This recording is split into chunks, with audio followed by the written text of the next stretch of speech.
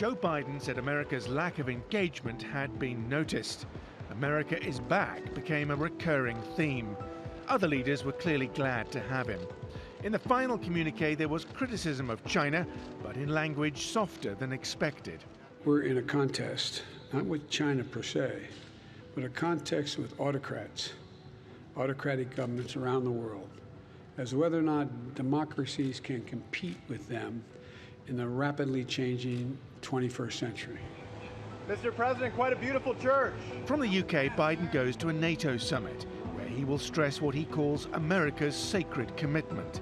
And then the finale, a face-to-face meeting with Russia's Vladimir Putin in Geneva. There's no guarantee you can change a person's behavior or the behavior of his country.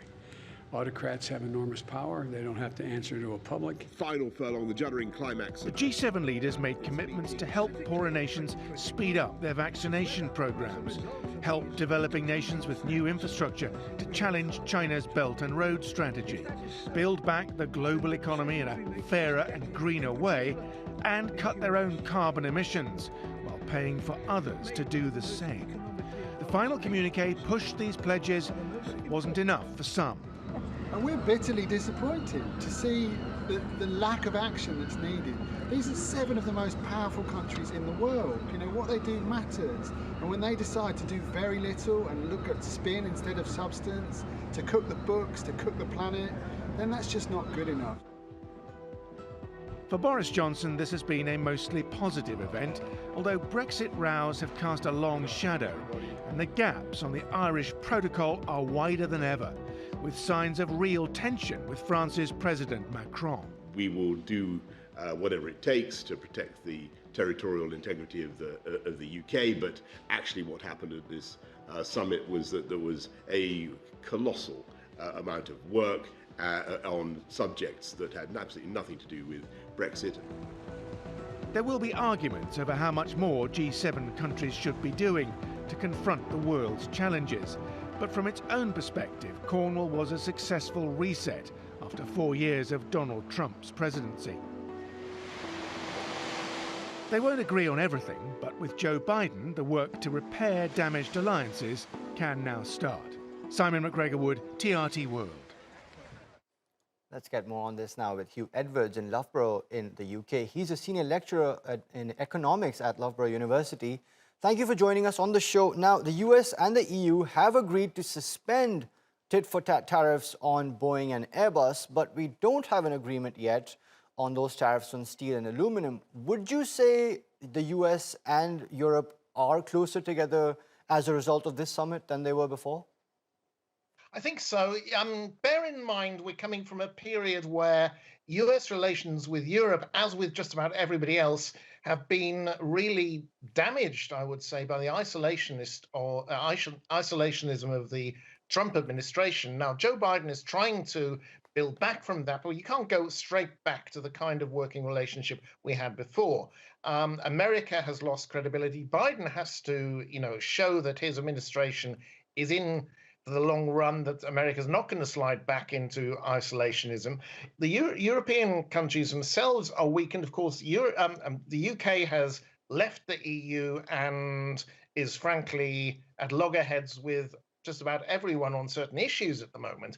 So this is a harder position to start from. At the same time, I think, unlike the sort of complacent years under Obama, there is a recognition that things do need to be done. And these movements on trade are a sign, they're giving themselves at least a chance to start talking again, which is absolutely essential when it comes to, securing the democratic world against the competition, particularly from China. I think this, they've done what they need to. They are starting to think about infrastructure. So and on that note, on China, if I may interject, we have a joint statement, but a lot of criticism saying that it's watered down, it's not very specific. Do you think European countries or European leaders, rather, are not as enthusiastic as taking a harder tone against China as Washington may be? Correct. And, part of it is that Europe is, it's been left a little bit on its own economically. and it is perhaps has been putting out feelers to China. There have been talks about this comprehensive agreement on investment. It hasn't been signed or ratified. It may well not be. A lot of pressure will be coming from the Americans on that. Okay, now the Europeans are less hostile to China, I would say. The other thing is, within Europe, certain countries have been influenced by Chinese money, particularly the Belt and Road Initiative. And, this is an unfortunate side effect, I think, of the years of austerity and the effects that this has had on countries like Greece, Italy, and Portugal, that they have started to look at Chinese money, as Turkey has, and places like Sri Lanka and Pakistan. This is something the Americans really won't be keen on. The Germans won't either, but the Germans don't necessarily want to loosen their belts fiscally as much as the Americans will probably want them to. So very quickly now, on this alternative to the Belt and Road Initiative that has been talked about at this summit, what might that look like? Hard to say at the moment. I mean, the one route is obviously to go through existing institutions like the IMF and the World Bank. The alternative is to set up new institutions. I think they will be wary of following the exact initiative of the Chinese. I mean, I've done quite a bit of research on the impact of aid and infrastructure projects and so on, finance on developing countries, and they can be transformative. You think of the Marshall Plan and so on, and there are lots of positive examples. It can also be money down the drain. It can really help prop up governments who actually got their hands in the till. And there is a suspicion with the Chinese Belt and Road Initiative that they've almost been encouraging this. That they've been encouraging governments to put themselves in debt on projects that aren't perhaps very well appraised. And then the Chinese come in later and really start using the debt for leverage to get port facilities, maybe even military facilities in the longer run. So, this is what the West needs to beware of. On the one hand, they will feel the competition of China and the need to...